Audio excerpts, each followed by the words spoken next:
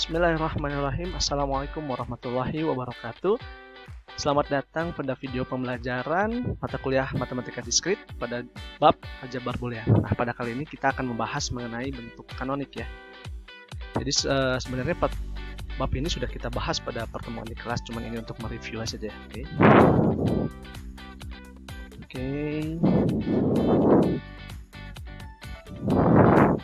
Oke, ekspresi boolean yang menspesifikkan suatu fungsi dapat disajikan dalam dua bentuk yang berbeda. Yang pertama, penjumlahan dari hasil kali, dan kedua sebagai perkalian dari hasil jumlah. Oke. Nah, kita di sini akan mengenal bahwa istilah dari term atau suku ada dua, yaitu min term dan max term. Nah, min term di sini ingat kata kuncinya adalah literal yang lengkap dalam bentuk hasil kali kalau untuk min term. Sedangkan untuk max term ya, kata kuncinya adalah literal yang lengkap dalam bentuk hasil jumlah. Oke, di sini dipahami. Kita masuk ke contoh. Diketahui ada sebuah fungsi f x y z dengan variabel x y z. Nah, x aksen y aksen z ditambah x y aksen kali z aksen ditambah x y z. Nah, maka di sini disebut mengandung tiga buah min term ya. Ada x aksen y aksen z, x y aksen z aksen, dan x y z.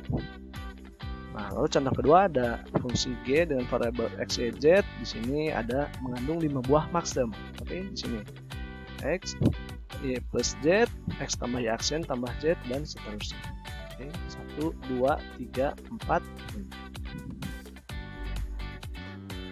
Nah, misalkan sebuah peubah ya, variabel disebut fungsi boolean adalah x, y, z, dan z. Nah, kita analisis nih mana yang termasuk min term. Bisa kita lihat x aksen y. Nah, di sini kenapa bukan termasuk min term? Kenapa? Karena dia tidak mengandung z ya, maka disebut sebagai literal tidak mengandung min term karena literal tidak lengkap. Yang di sini dia tidak mengandung x ya, baik bentuk x ataupun x komplement. Nah, contoh yang ketiga ini yang mengandung benar-benar min term karena dia mengandung literal yang lengkap, ada x, y, dan z-nya. Nah, untuk yang max term x plus z di sini dia bukan max term. Kenapa? Karena tidak ada variabel y-nya. Nah, inilah contoh max termnya ya, karena literalnya lengkap. Nah, atau yang ini, kenapa ini bukan disebut max term? Karena yang kita minta adalah x, y, dan z. Padahal di sini dia terikatnya ada x dan y aksen. Nah, ekspresi boolean yang dinyatakan sebagai penjumlahan dari satu atau lebih min term atau perkalian dari satu atau lebih max term disebut dalam bentuk kanonik.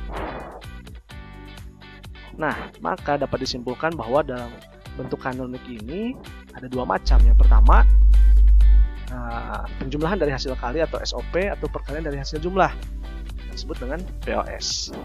Contoh. Contoh berikutnya, ini adalah f(x, y, z), ini adalah fungsi SOP.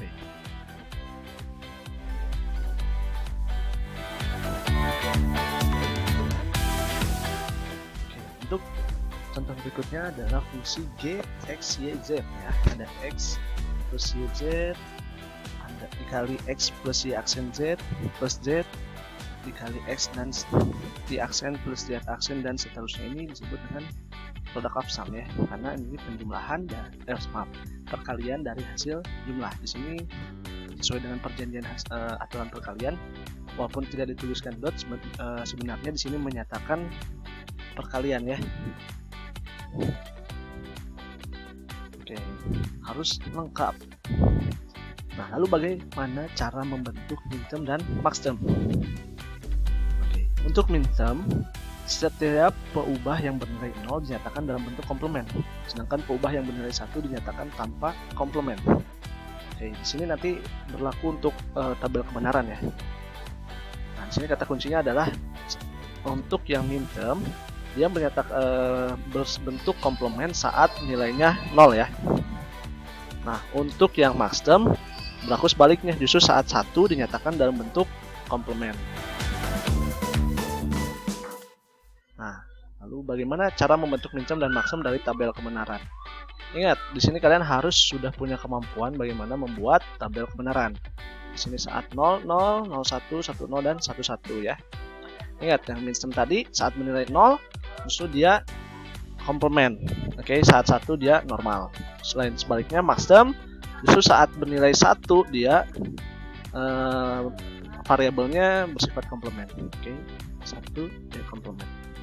Nah, lalu di sini ada lambang ya. Untuk lambang minterm di sini dia menggunakan M-nya kecil, sementara maxterm ini menggunakan M kapital. Ini fungsinya untuk penyederhanaan, karena ini untuk menyederhanakan suku ini ya. Untuk 2 peubah mungkin masih mudah, tapi kan bisa saja jadi 3 peubah, 4 peubah atau lebih ya. Oke, masih sama ya aturannya. 1 untuk yang minterm dia normal, tapi untuk yang maxterm dia komplement. Nah, kita masuk ke contoh. Katakan fungsi boolean di bawah ini dalam bentuk kanonik SOP dan POS. Jadi intinya di sini kita diketahui satu fungsi yang menghasilkan tabel kembaran seperti ini. Nah, justru kita yang ditanya adalah fungsi apa yang membuat tabel menyatakan hasil tabel kembaran seperti ini. Oke. Nah, bisa kita cari dalam bentuk kanonik SOP dan POS. Nah, untuk yang SOP yang perlu dilihat adalah ini, nilai fungsi yang sama dengan 1. Di sini kan ada 001, 100 dan 111 ya. Nah, terus lalu bentuk SOP-nya adalah lihat di tabel ini. Untuk 001 bentuknya adalah X, aksen Y, aksen Z. Oke. Dan seterusnya. Lihat ya, 100 dan 111. Nah, bisa juga menggunakan menggunakan mintermnya, lambang mintermnya. Fungsi F, X, Y, Z sama dengan M1 ya, 001, M1, M4, M7. Nah, di sini kalau minterm dia menggunakan notasi sigma ya. 1, 4, 3. Lalu bagaimana dengan bentuk POS? Di sini kalau yang POS justru kita lihat adalah tabel kebenaran yang menghasilkan nilai 0. Oke, di sini ada 01 ya, 000, 1010, 011, 101 dan 110 ya, ada 5 bentuk yang menyatakan nilai fungsi sama dengan 0. Sama itu juga 000 X aksen Z dengan di sini ya, X tambah Y tambah Z di sini. Oke, dan sisi sini 110, 110 di sini adalah X aksen tambah Y aksen tambah Z ya. Nah, atau dalam bentuk lain, di sini ingat kapital ya, dan menggunakan M0, M2, M3 sampai M6. Nah, di sini menggunakan notasi V ya untuk POS 0, 2, 3, 5, 6. Oke, nah di sini contoh lainnya adalah nyatakan fungsi boolean dengan variabel X, Y, Z. Nah, sama dengan X tambah Y aksen dan Z. Pahami soalnya. Ingat, dalam bentukan ini harus literalnya lengkap. Sedangkan di sini di sini belum mengandung unsur YZ. Di sini belum ada variabel X. Maka kita harus lengkapi dulu literal dari setiap suku agar jumlahnya sama. Oke, untuk yang X ini lihat. Nah, X ya. Kita kan perlu cari ya bilangan saat dikali X ini dikali sama berapa, hasilnya tetap X lagi. Tentu hasilnya adalah X dikali 1 kan sama dengan X. Nah, si ini hasilnya 1 berdasarkan hukum komplement ya. Nah, selanjutnya menggunakan hukum distributif ini bisa dikalikan ya, XY tambah XY aksen. Oke. Nah, terus udah dapat nih yang sini. Yang kurang adalah Z-nya. Di sini juga sama ya. Ini sama dengan berdasarkan hukum komplement, ini sama dengan 1. Ini juga sama dengan 1. Menggunakan hukum distributif, akhirnya bentuk lagi X yang ini. Oke. Nah, sekarang yang YZ-nya nih. YZ-nya kan di sini belum mengandung X ya. Maka YZ-nya perlu dikalikan dengan sesuatu yang mengandung X tapi tidak mengubah nilai asalnya. Oke, sama ya. Di sini hasilnya adalah ini. Maka X ditambah X Z adalah fungsi yang ini. Oke, ini sampai X Y aksen Z ya. Oke, ditambah X Y aksen Z X Y. Oke, adalah ini. Jadi kalau di sini ada yang sama, misalnya ini yang sama mana ya? Ini ya, yang ini ya, sama yang ini. Nah, udah aja ditulisnya 1 aja, cukup di sini. Nah, maka fungsinya adalah ini. Oke, ini kan 001. Di sini kan 111. Pakai yang SOP ya, hitamnya. Lalu yang POS sama. Ini pertama kita rubah dulu X tambah Y aksen Z ini pakai hukum distributif ya, X tambah Y aksen. Di sini dia sudah yang kurang adalah Z. Kalau pertambahan kan berarti tambah berapa yang tidak merubah. Ini kan berarti kalau menggunakan hukum komplement ini sama dengan 0. Oke, ini juga sama dengan 0. Lalu dikalikan hukum distributif. Ya. Oke, Z. Oke, yang sama ini juga pakai hukum distributif ya. Bisa dikurung di sini juga. Oke, sama, maka hasilnya adalah F X Y Z. Ingat, max term ya. Oke. Nah, latihannya adalah ini ya. Katakan fungsi boolean berikut dalam bentuk kanonik SOP dan POS. Ini kerjakan nanti dikumpulkan ya.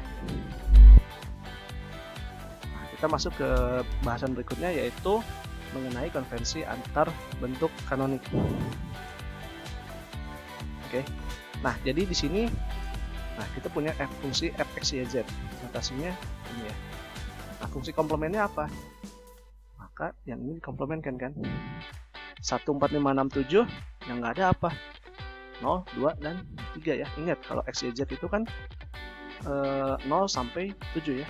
Ini tabel kebenarannya. Tapi kan di sini semestanya itu sampai 0 dan dari 0 sampai 7. Maka di sini yang belum ada adalah 0, 2, 3.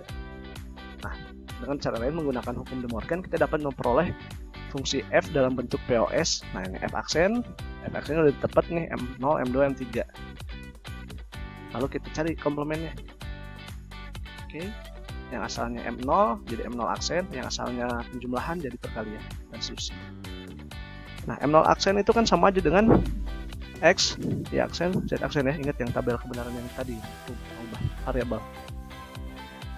Nah, ini juga sama M2, ingat 0, 1, 0. M3, 0, 1, 1. Oke, sini dikomplement lagi. Nah, di sini komplement. Ingat, komplementkan X jadi X dikali jadi jumlah. Oke, di sini juga komplement Y jadi Y dan seterusnya ya. Komplement sama ya. Nah, di sini kan X, Y, Z sama dengan M0 ya. Terus X ya. X ditambah Y aksen tambah Z M2. X ditambah Y aksen tambah Z aksen adalah 3. Simbolnya adalah V023. Maka fungsi X, Y, Z dengan notasi SOP-nya 1, 4, 5, 6, 7. Fungsi bentuk kanonik POS-nya adalah V023.